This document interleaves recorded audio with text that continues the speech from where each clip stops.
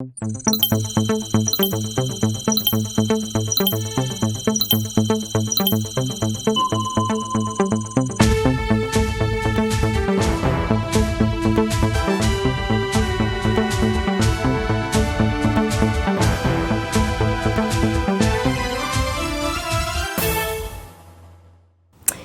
le tout dernier journal de 20 heures de l'année 2020. Merci à vous qui êtes au rendez-vous.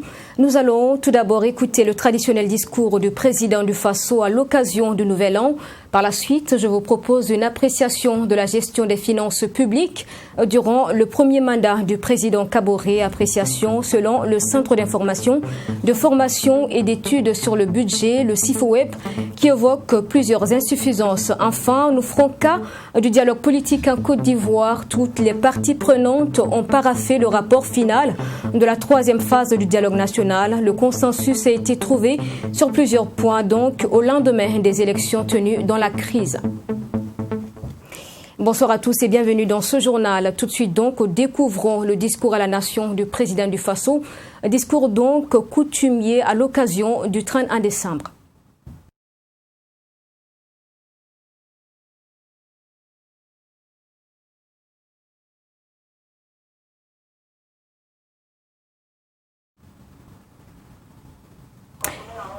Un discours qui sera donc en synchronisation avec les antennes de la télévision nationale. Tout de suite, nous reviendrons là-dessus.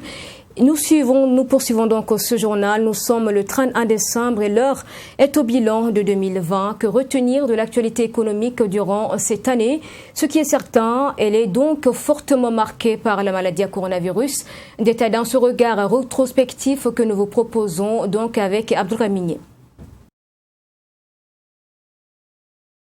Le Burkina Faso amorce l'année 2020 avec une prévision de croissance économique de 6%. Mais c'était sans compter avec la pandémie du Covid-19 qui va réduire ce taux à 2%.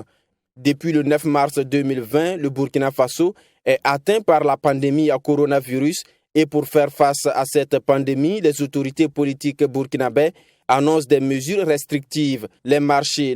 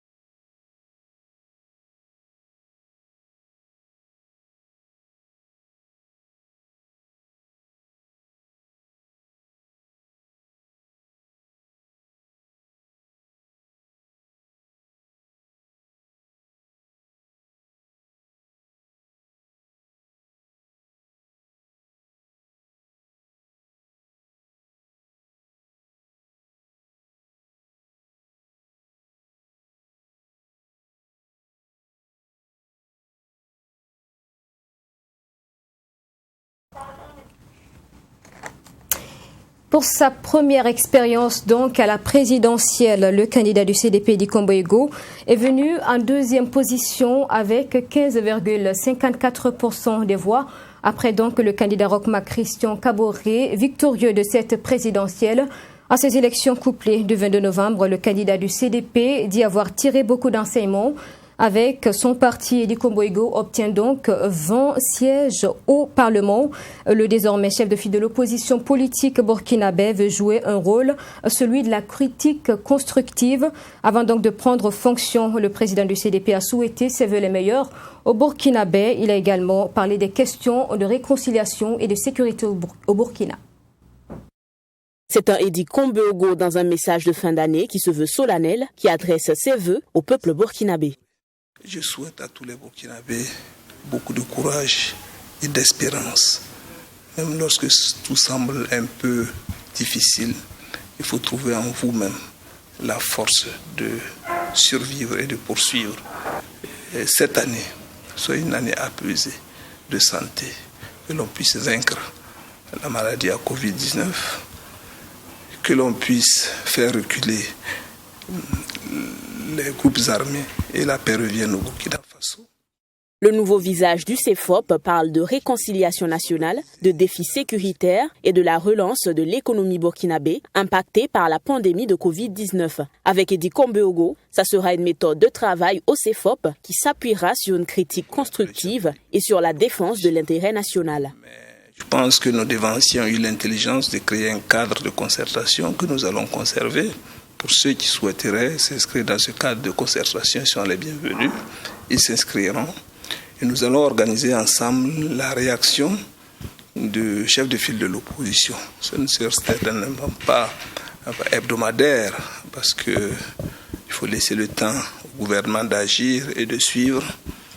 Mais nous allons faire des évaluations, à mon sens, trimestrielles. Nous allons nous assumer en tant que contre-pouvoir. Sur la question de la réconciliation nationale, il faut pour Edi Kombo-Ego organiser des états généraux afin que les Burkinabés se parlent. Pour que les Burkinabés se réconcilient, Edi Kombo-Ego croit bien en l'efficacité des valeurs endogènes pour régler certains passifs. Nous avons pensé que s'il y a des états généraux, ça permettrait aux forces vives de la nation de s'exprimer là-dessus et surtout de s'appuyer sur ce que nous appelons une justice transitionnelle pour aller vite, parce que nous ne croyons plus à la célérité de la justice classique.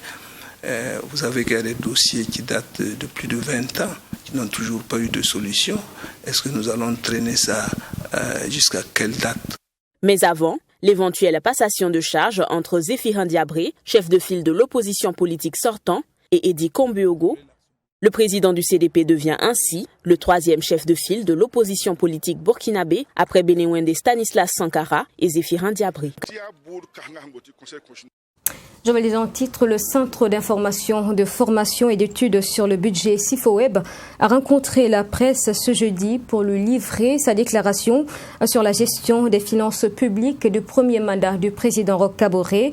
Et dans cette déclaration, le centre affirme avoir relevé plusieurs insuffisances donc dans la gestion de la chose publique, mauvaise gestion dans l'attribution de la commande publique, corruption, renchérissement du train de vie de l'État et création de nouvelles institutions et fonctions budgétivores sont entre autres donc les manquements relevés par le Sifoweb reportage. Le quinquennat du président du Faso qui s'achève a été entaché d'irrégularités dans la gestion des finances publiques. C'est la substance de cette déclaration du Centre d'information, de formation et d'études sur le budget Sifoweb. Entre mauvaise gouvernance, corruption et suspicion de fraude, la gestion des ressources publiques durant ces 5 dernières années a, selon le Sifoweb, été en déphasage avec les aspirations du peuple burkinabé. On a constaté, par exemple, en matière d'acquisition des biens et services, notamment les charges locatives, les frais d'eau, d'électricité, les frais de transport, les frais d'émission. Donc tout le long du mandat, on a constaté une hausse constante de ces charges-là. On a constaté également en matière de passation de marché qu'il y a beaucoup d'écarts par rapport à la norme qui est définie à la matière. Par exemple, 3 marchés sur 4 sont exécutés, sont donc passés sans la procédure de publicité, et cela entame la transparence, cela entame la confiance des acteurs au système, et par-delà même ça peut entamer la qualité des biens et services qui sont livrés en matière de passation de marché. On a constaté aussi qu'il y a eu des écarts en matière de respect de la règle qui définit, donc le décret qui définit les conditions de prise en charge du Premier ministre, des présidents d'institutions et des membres du gouvernement. Et pour remédier à ces manquements, le centre a émis certaines recommandations au président nouvellement réélu. Œuvrer à la promotion de la bonne gouvernance économique et financière par l'exemplarité et la volonté au plus haut niveau de l'État. S'engager à lutter efficacement contre la corruption et l'impunité en donnant une suite judiciaire aux dossiers transmis par les corps de contrôle. Veiller au respect des engagements en matière de bonne gouvernance économique et financière pris dans son programme de société. Veiller au respect du décret 2008-891 du 31 décembre 2008 portant rémunération du Premier ministre, des présidents d'institutions, des membres du gouvernement dans la composition du futur gouvernement. En plus de ces recommandations, le Centre d'information, de formation et d'études sur le budget a également invité le futur gouvernement à mettre en place des mécanismes de contrôle démocratique et citoyen à tous les niveaux de la gestion publique et surtout au niveau du secteur de la sécurité et de la défense. Fin d'année, occasion pour faire le bilan dans différents secteurs. Dans le secteur de l'économie, le Covid-19 a fortement marqué les activités. On en parle dans ce reportage. Le Burkina Faso amorce l'année 2020 avec une prévision de croissance économique de 6%. Mais c'était sans compter avec la pandémie du Covid-19 qui va réduire ce taux à 2%. Depuis le 9 mars 2020, le Burkina Faso est atteint par la pandémie à coronavirus. Et pour faire face à cette pandémie, les autorités politiques burkinabè annoncent des mesures restrictives. Les marchés, les maquis, bars et autres débits de boissons et les frontières sont fermées. La mobilité est ainsi réduite. Une panoplie de mesures qui portent un coup dur à l'économie nationale. Ces mesures semblent asphyxier les Burkinabè. Dans plusieurs entreprises, on opte pour la mise en chômage technique. Le tourisme qui pesait pour plus de 50 milliards de francs CFA est mis à mal. Et dans le secteur de l'hôtellerie, les conséquences ne se font pas attendre. Dans le domaine des transports, seul le fret continue. Les compagnies aériennes perdent du fait des nouvelles mesures plus d'1 milliard de francs CFA par jour, selon le SUMAC, le syndicat unique de la météorologie, de l'aviation civile et assimilée. Pour atténuer l'impact déjà lourd dans le secteur privé et chez les populations vulnérables, le gouvernement met en place un fonds de relance économique à hauteur de 100 milliards de francs CFA, un plan qui implique des exonérations fiscales, d'où une baisse des recettes publiques estimée à 306 milliards de francs CFA, soit un déficit budgétaire de 5%. Cette situation, renforcée par la crise sécuritaire ayant entraîné le déplacement de plus d'1 million de personnes, affecte le secteur de l'agriculture. Plus de 80% de la population burkinabè vit en milieu rural et leur activité principale est l'agriculture qui constitue 35% du PIB national. Le déplacement de ces populations de leurs terres agricoles joue sur la production. Pourtant, le ministère de l'Agriculture et des Aménagements hydro-agricoles table sur un objectif de 6 670 000 tonnes de céréales, 1 500 000 tonnes de cultures de rente et plus de 900 000 tonnes de cultures vivrières pour la campagne 2020-2021. Pour ce faire, plus de 10 000 hectares d'espaces cultivables ont été aménagés au profit des producteurs. Aussi, 5 000 hectares de terres cultivables, 1 000 tonnes de semences améliorées et 1 250 tonnes d'engrais sont mises à la disposition des personnes déplacées internes. Dans le domaine toujours de l'agriculture, le Plan national de développement économique et social PNDS prévoit l'aménagement de 35 000 hectares de bas-fonds. Et en mi-2020, 24 000 hectares sont aménagés, soit un taux d'aménagement de 70%. Autre pilier de développement économique, les pôles de croissance. Cette année, le gouvernement a fait le bilan de la décennie du pôle de Bagré. C'est aujourd'hui plus de 5 000 hectares de terres aménagées pour des activités économiques Il s'agit notamment de l'agriculture, de l'élevage et une usine de décortiquage de riz d'une capacité de production de 28 000 tonnes par an. Et le gouvernement compte tirer des leçons de cet exemple pour les autres pôles de croissance en perspective. L'autre secteur qui a joué un rôle important dans l'économie cette année, c'est le secteur minier. Malgré la situation sécuritaire et la pandémie du coronavirus, la production attendue en 2020 devrait demeurer stable car au 30 juin 2020, le Burkina enregistrait déjà 26,5 tonnes. Avec 17 mines industrielles en exploitation, le secteur aurifère a contribué en 2019 pour 13,13% au PIB du Burkina Faso. Le secteur contribuerait en 2020 à hauteur de 10,20% du produit intérieur brut. De 2019 à mi-2020, le secteur a apporté 51 milliards de francs CFA aux collectivités territoriales dans le cadre du fonds minier. Attendue à 600 000 tonnes, la production cotonnière du pays n'atteindra que 460 114 tonnes environ au terme de la campagne 2019-2020, une performance qui reste en hausse environ 5% par rapport à la campagne précédente. Cette production a rapporté en gros 120 milliards de francs CFA, dont 58 milliards redistribués aux producteurs. Avec cette production, le pays se hausse au 4e rang des producteurs sur le continent. L'économie burkinabé, comme beaucoup d'autres, a été secouée par la pandémie de la maladie à coronavirus. Avec la nouvelle vague de contamination de l'après-élection, l'on s'interroge sur ses conséquences sur l'économie du pays des hommes intègres, qui est déjà fragile. Un reportage signé Abdoulrahim Nienye. Fête de fin d'année égale, vous le savez, célébration et présentation de vœux, mais aussi dépenses. Chaque nouvelle année est une occasion pour les dames et demoiselles de faire les boutiques, de prendre d'assaut les instituts de beauté pour se faire belle et spéciale. Nous avons suivi étape par étape la présentation d'une jeune dame. C'est dans ce reportage signé Fatima Tanikiema et Sanata Seré. Chaque 30 décembre est une date importante pour Inès Soraya Parié, jeune étudiante burkinabé. Debout depuis 6 h du matin de ce 30 décembre 2020, Inès est prête pour attaquer la journée. Première étape, destination le quartier zone du bois de la ville de Ouagadougou. Ici, elle est allée à la recherche de la tenue et la chaussure qui va constituer son look du 31 décembre. Après quelques minutes passées dans cette boutique, Inès a la chaussure qu'il lui faut, mais pas la robe. Pour cette année, j'ai pris des chaussures plates. Et j'ai tellement de chaussures autant que j'ai voulu prendre des chaussures plates cette fois-ci. Ensuite, là-bas, j'ai essayé une tenue qui était super jolie, mais le problème, c'est qu'elle était courte. Prochaine étape de la journée, l'institut de beauté où elle a pris rendez-vous pour la coiffure et les soins de visage.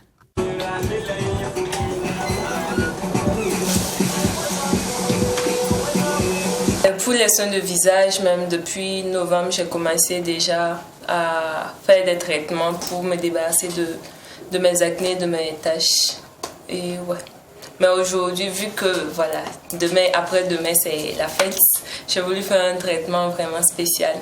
Après s'être fait belle, il est déjà 20 h du soir, mais la journée est loin d'être terminée. Inès n'a pas encore la pièce maîtresse de son look de la fête de fin d'année, la robe. Elle décide alors de se rendre chez un créateur burkinabé. Après plusieurs essayages, elle a enfin la tenue de ses rêves. Ouais, je suis très satisfaite de mon choix. Il faut que nous-mêmes on montre l'exemple qu'il faut consommer déjà burkinabé. Et aussi, il y a du prêt-à-porter au Burkina. Et bon, je trouve que c'est plus intelligent pour nous si on consommait ce qu'on crée. Donc, ouais, il faut vraiment dans le style urbain chic. Et franchement, c'est un style qui me plaît beaucoup. Cette mise en beauté a coûté la somme d'environ 100 000 francs CFA à celles qui attendent 2020 avec impatience. Tout comme Inès Paré, elles sont nombreuses ces filles qui investissent de leur temps et leur argent pour accueillir la nouvelle année en beauté. Les budgets diffèrent, mais l'essentiel est d'être belle pour la fête de l'an.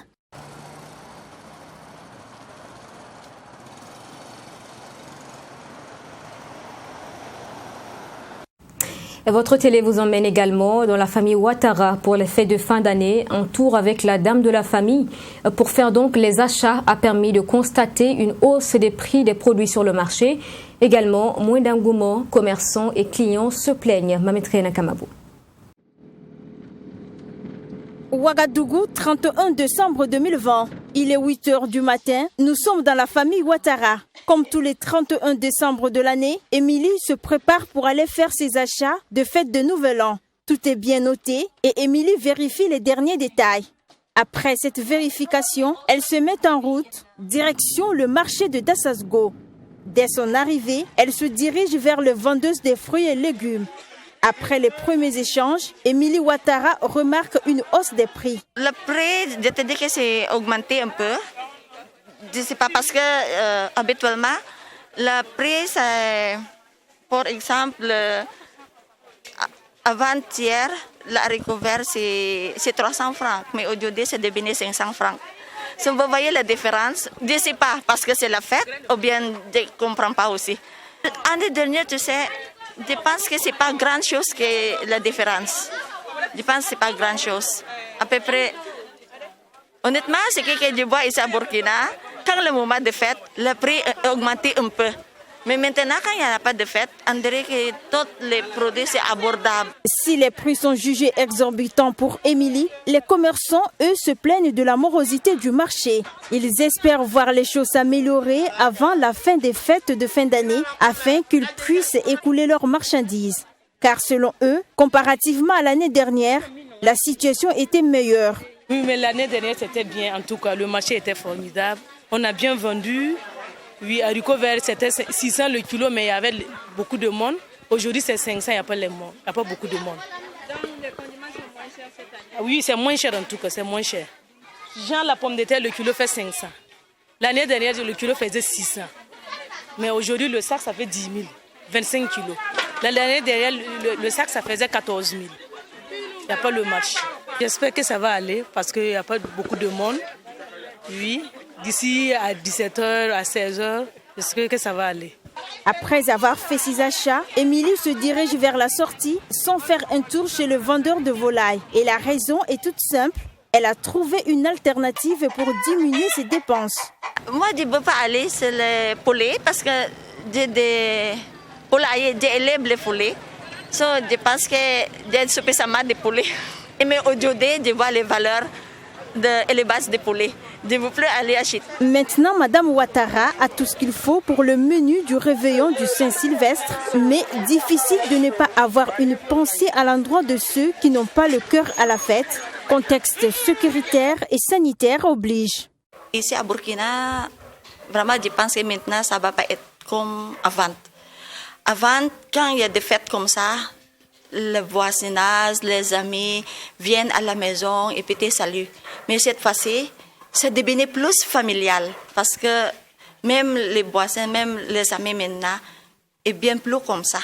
Et bien plus comme ça pour dire comment ça va là-bas chez vous, bien va faire la fête avec nous. Bon, ce n'est plus comme ça maintenant parce que chacun maintenant vraiment elle fait le mieux pour avoir les distanciations. Tout en souhaitant les vœux les meilleurs au peuple burkinabé, la famille Ouattara appelle à la modération et au respect des mesures barrières contre le Covid-19. Les consommateurs burkinabés ont échappé à de gros problèmes de santé en cette fin d'année. De la viande impropre à la consommation sur le marché a été saisie et incinérée ce 31 décembre par la Ligue des consommateurs du Burkina. La marchandise est entrée frauduleusement sur le territoire burkinabé. On en parle avec Abdourahim Tapsoba et Fatim Nikima. Ces poulets, impropres à la consommation et prêts à être incinérés, ont été saisis à Ouagadougou, plus précisément au grand marché de Ouagadougou et dans la zone d'activités diverses ZAD. Cette opération a été un succès grâce à la collaboration entre la Ligue des consommateurs du Burkina et la direction de la santé publique vétérinaire de la législation. Et c'est plus d'une tonne de poulets saisis et détruits conformément à la législation en la matière. Donc ce sont des poulets qui ont été importés frauduleusement sans l'avis technique des services vétérinaires. Et en la matière, la législation est claire, les produits sont saisis et détruits aux frais des importateurs. Quand nous avons fait le décompte, nous avons compté au total 123 cartons. Et un carton pèse en moyenne 10 kilos, donc nous sommes autour de 1 tonne 200 kilos de poulets saisis. Ces poulets proviennent de plusieurs pays d'Europe, d'Asie et des États-Unis. Pour le président de la Ligue des consommateurs du Burkina, Les consommateurs doivent être très vigilants, surtout en cette période de grande consommation. C'est pas de gaieté lorsqu'on brûle, on incinère des quantités importantes comme ça de volailles, mais en réalité, il faudrait que les consommateurs sachent que c'est dans le sens de leur protection que ces opérations sont menées. Donc nous demandons aux consommateurs d'être davantage exigeants en évitant de consommer ce qui peut compromettre leur santé demain. Le 16 décembre dernier, la Ligue des consommateurs avait incinéré une demi-tonne de poulet impropre à la consommation. Il revient donc à chaque consommateur de préserver sa santé en étant plus exigeant. Dans le reste de l'actualité, les acteurs politiques ivoiriens parviennent à un accord en prélude aux élections législatives à venir. Ils ont presque tous paraphé le rapport final de la 3e phase du dialogue national, un dialogue présidé par le Premier ministre Ahmed Bakayoko ce mardi 29 décembre à la primature. On en parle avec notre correspondant Yamba Cabré. Les acteurs politiques ivoiriens et les membres de la société civile sont parvenus à un accord au terme de la 3e phase du dialogue politique après la crise post-électorale. C'était ce mardi 29 décembre sous la présidence du Premier ministre Ahmed Bakayoko. Je me réjouis de l'esprit de fraternité et de la qualité des échanges entre les membres du gouvernement, les représentants des partis politiques et groupements politiques et les organisations de la société civile. Je voudrais, au nom du président de la République, son Excellence M. Alassane Ouattara, adresser à l'ensemble des parties prenantes mes félicitations pour la disponibilité dont vous avez fait preuve. Je vous remercie également pour votre grande ouverture qui nous aura permis d'aboutir aux résultats dont l'économie vient d'être faite. 2 thématiques ont été traitées au cours de ces assises, notamment l'environnement politique et la réforme de la commission électorale indépendante. Plusieurs recommandations ont trouvé un consensus, mais des réserves demeurent surtout au niveau de l'opposition. À l'issue des discussions qui se sont globalement déroulées dans la courtoisie, la bonne ambiance et un climat apaisé, les points ci-après ont été évoqués par les participants. Au titre des mesures d'apaisement de l'environnement politique, la poursuite des discussions à haut niveau entre le président de la République et le président Henri Konan Bédié, président du PDCI-RDA. La libération des personnes poursuivies pour des faits liés au mot d'ordre de désobéissance civile de 2020 et à la crise post-électorale de 2010. Et à la fin de ce dialogue 3, nous constatons qu'effectivement des mesures, des recommandations qui ont été faites visent à aller à l'apaisement, à la confiance entre les acteurs, et cela est promoteur pour nous. Et vraiment c'est un document consensuel parce que chacun a dit ce qu'il voulait dire, et vraiment c'est à cœur ouvert que chacun des partis politiques, et tous les partis politiques étaient représentés, avec toute la société civile, en tout cas dans sa grande composante. Et nous avons participé à ces travaux, et le document sorti, c'est un document consensuel qui va permettre de faire l'apaisement. Au sortir d'ici, le signal fort, c'est que c'est la Côte d'Ivoire qui gagne. Le signal fort, c'est la paix qui triomphe. Le signal fort, c'est que les Ivoiriens, nos leaders ont choisi de se donner la main pour donner une chance à la paix. Le Premier ministre Ahmed Bakayoko ayant appelé à traduire en actes les engagements pris, l'ancien Premier ministre Pascal Affi-N'Guessan, président du FPI et ex-porte-parole du défunt CNT, vient d'être libéré ce mercredi, mais demeure sous contrôle judiciaire. Et voilà pour mon aventure avec vous en 2020. Ravi de l'avoir partagé avec vous. On se retrouve très vite en 2021, demain 20h. Bonne année de réalisation de votre essentiel. Bonsoir.